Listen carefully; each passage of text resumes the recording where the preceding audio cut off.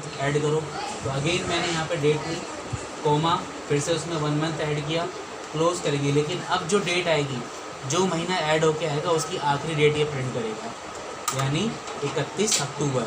जब ड्रैगिंग करोगे तो हर एक महीने की डेट एक्सटेंड होते हुए उस महीने की आखिरी डेट आपको होता है, यानी 30 नवंबर तक। अब आते हैं डेज 360। ये फंक्शन होता है दो डेट के बीच में डेज का डिफरेंस निकालना। तो इज इक्वल टू डेज 360।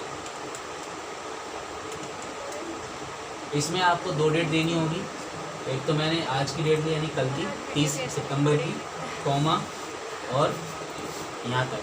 तो इन दोनों डेट या फिर एक महीने बाद की ले लो, यानी जो हमने अभी एक्सटेंड किया ना यहाँ पे ये ले लेना 30 दिन बाद की डेट, क्लोज कर लेना।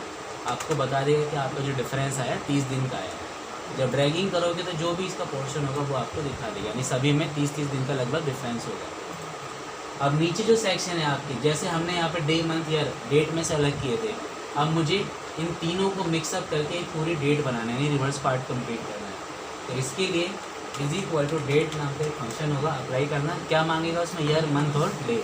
उसके अकॉर्डिंग फिर आप अपना डेटा सेलेक्ट कर देंगे, जैसे year, comma, month, comma, day, close कर देना, एंटर कर देना। तो ये ऑटोमेटिकली आपके जो सिस्टम में फॉर्मेट चल रहा होगा, चाहे पहले मंथ हो या फिर डेट हो, उसके अकॉर्डिंग वो आपका डाटा प्रिंट हो जाएगा। ये दोनों तरीके से आप बना सकते हो। एम्प्लॉयमेंट शीट में क्या होता है, हर एक की जॉइनिंग डे, मंथ और ईयर अलग अलग होते हैं। आप कंबाइन करके दिखाना चाहते हो तो ये फंक्शन आपका यूज हो जाएगा। अगला पार्ट है आपका नेटवर्क डेज। किसी एक स्टार्टिंग डेट से एंडिंग डेट तक उन दोनों डेट के बीच में कितने दिन वर्किंग की है, छुट्टियां निकाल कर, ये वो काम बताएगा आपको। Is equal to network days, click कर देना यहाँ पे, ठीक है। इसमें क्या मांगेगा, स्टार्टिंग और एंडिंग डेट। अगर आपने कहीं कॉलम में हॉलीडे की डेट भी मेंशन की है, संडे, मंडे, सैटरडे जो हॉलीडे होगा, तो आप उसको भी ले सकते हो। लेकिन मैं एग्जांपल समझाने के लिए दो ही डेट लूँगा। सपोज़ जैसे मेरे पास है अभी मान लो ये है 30 तारीख की डेट, कॉमा, और ये 8 तारीख की डेट, यानी 8 अक्टूबर तक की। क्लोज करना, एंटर कर देना। कह रहे कितने दिन का डिफरेंस है, 7 दिन। कैसे पता चलेगा, सिस्टम का कैलेंडर ऑन करो। पीछे मंथ क्या थी हमारी, 30 सितंबर। तो 30 सितंबर से लेके ये संडे और सैटरडे और संडे की डेट को निकाल देगा, क्योंकि सैटरडे वीकेंड होता है, संडे हमारा वीक लास्ट होता है। तो इसमें देखोगे 1, 2, 3, 4, 5 का सैटरडे और संडे हटाया 7, ठीक है। आपका 7 दिन तक का उसने डिफरेंस बता दिया, यानी 8 तारीख तक जो डेट बन रही है आपकी, यहाँ से 1, 2, 3, 4, 5, 6 और 7, यहाँ से 30 से लेके, तो 7 दिन का डिफरेंस आपका ये दिखा देगा, छुट्टियाँ निकाल कर, सैटरडे और संडे हटा कर। इसका रिवर्स पार्ट करो, वर्क डे, कि सर मुझे अब दिन बताने हैं, यानी डेट प्रिंट करनी है। तो ये इसका रिवर्स कर सकते हो कि मैंने आज ही की डेट ली, ठीक है, कॉमा, यानी कल की 30 तारीख की, और उसमें ये 7 दिन ऐड कर दिया, यानी अब सेकंड में हम डेज लेंगे ना कि डेट लेंगे। क्लोज कर देना, तो क्या दिखाएगा, डेट आपको दिखाएगा कब की, 9 अक्टूबर की। चेक कैसे करेंगे, कैलेंडर पे जाओ कि आज की डेट मैंने 30 तारीख से उसने 7 दिन ऐड किए इसके अंदर, 1, 2, 3, 4, 5वां छठा छोड़ा, 7, 8, 9, 7 दिन ऐड कर दिए उसने। 7 दिन ऐड करने के बाद कह रहा है कि आपकी जो डेट बनेगी वो 9 अक्टूबर की होगी। छुट्टियां निकाल दी उसने, शनिवार और इतवार की 2, यानी इसको नहीं लेता है। तो ये था आपका वर्क डे, छुट्टियां निकाल कर प्रिंट कर देना वीक डे। अब आते हैं अगला वीक डे, ये हफ्ते का अभी करंटली कौन सा दिन चल रहा है उस हिसाब से वर्क करो। तो is equal to week day, ये आपसे डेट मांगेगा। सपोज़ मैंने आज ही की डेट ली 1 अक्टूबर, क्लोज। कह रहा है लिस्ट ऑन करती है, आप यहाँ पे देखोगे कि किससे काउंट करना है। अगर आप सैटरडे या संडे से काउंट करोगे, यानी संडे आपका पहला डे मानेगा। अगर मैं इंडेक्सिंग से 1 ले रहा हूँ चॉइस कि मुझे संडे से डे काउंट करके दो, तो आज आपका तीसरा दिन होगा, संडे, मंडे और ट्यूसडे, ठीक है। अगर आप मंडे से लेना चाहो तो यहाँ लिस्ट में जाके 2 टाइप कर देना।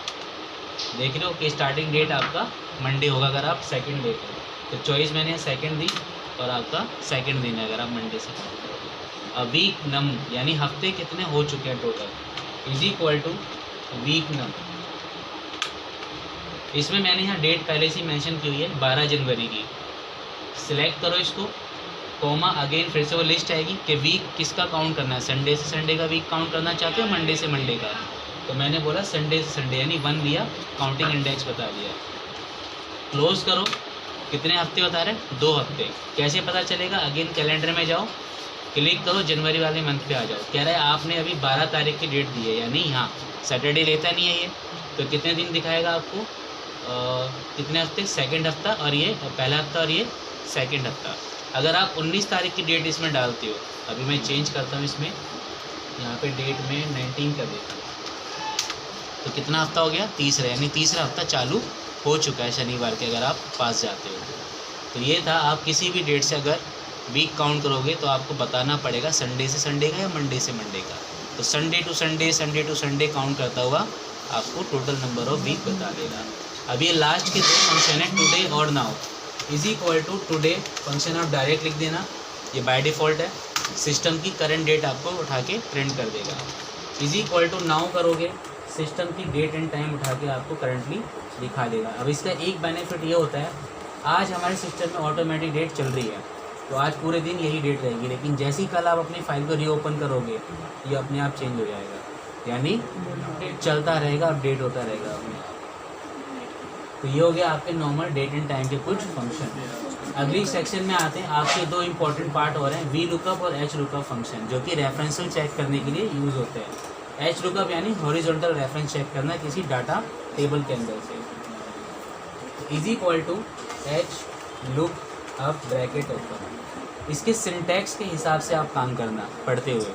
पहले क्या मांग रहे हैं, लुकअप वैल्यू, यानी मुझे इनपुट के लिए एक सेल का एड्रेस दो, तो मैंने यहाँ पे इसके ऊपर एक इनपुट सेल का एड्रेस लिया कि मैं यहाँ वैल्यू लिखूँ तो मेरा रेफरेंस आना चाहिए, रिकॉर्ड आना चाहिए।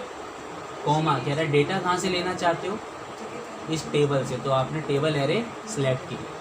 कॉमा कह रहा है किस रो का डेटा चेक करना है, नंबर बताओ, मैंने बोला मुझे 3 नंबर रो का, और 3 नंबर कहाँ से स्टार्ट होगा, रोल नंबर 1, 2 और ये 3, यानी सेकंड नंबर रिकॉर्ड आपको शो करेगा। इसके बाद कॉमा, अब आपके पास ये दो चॉइस आएंगी, ट्रू यानी अप्रोक्सीमेट के लिए, और एग्जैक्ट यानी फॉल्स लिखना पड़ेगा, तो आप हमेशा ही फॉल्स का यूज़ करोगे, ठीक है। तो ये कुछ सिंटैक्स आप लिख देना, input cell, table array, row number record और आपका फॉल्स एग्जैक्ट मैच के लिए। एंटर मारोगे अभी एरर आएगी, क्यों आएगी, क्योंकि हमने इनपुट नहीं दिया यहाँ पे।